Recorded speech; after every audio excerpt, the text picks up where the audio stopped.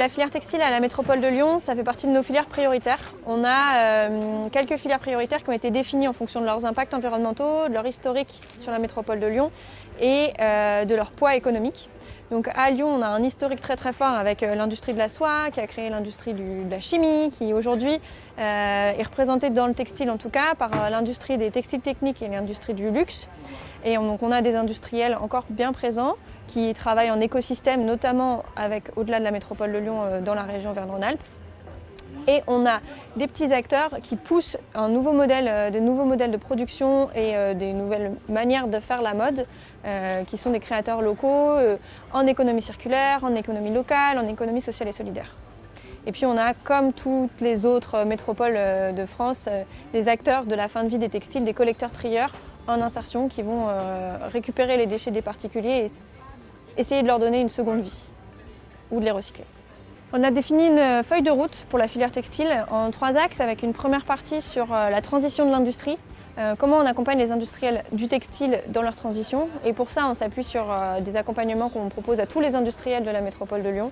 On les aide à investir pour changer leur process. On les invite à la Convention des entreprises pour le climat pour se prendre une petite claque et voir quel sera le monde de demain et comment on s'adapte demain dans un monde en tension.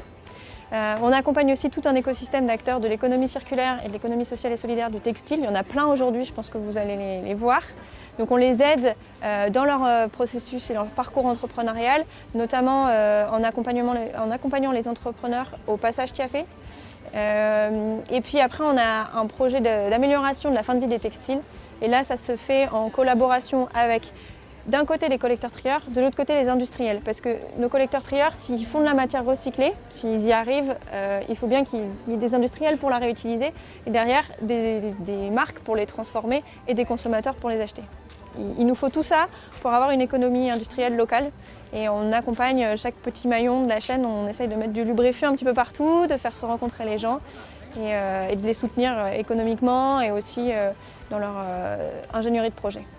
La consommation de textile dans le prêt-à-porter, elle tend à prendre une forme de sablier avec la fast fashion en bas, donc des produits de faible qualité en très grande quantité, donc c'est une grosse part de la consommation, et puis une grosse partie dans le luxe et dans la mode durable qui est quand même plus chère aujourd'hui, avec du coup le creux qui est une moyenne gamme qui disparaît, qui tend à disparaître. C'est pour ça qu'on a eu pas mal de liquidations judiciaires dans les marques de prêt-à-porter. Donc aujourd'hui, ça s'observe aussi sur la métropole de Lyon. Et nous, à la métropole, ce qu'on essaye, c'est de valoriser ceux qui sont là en local, et particulièrement on y tient fort, en local et qui produisent avec des matières plus responsables, des process plus responsables, qui valorisent les textiles en fin de vie. On a beaucoup d'entrepreneurs qui travaillent les textiles de seconde main, qui font de l'upcycling à partir de rouleaux de tissu, ils refont des vêtements grâce à ça.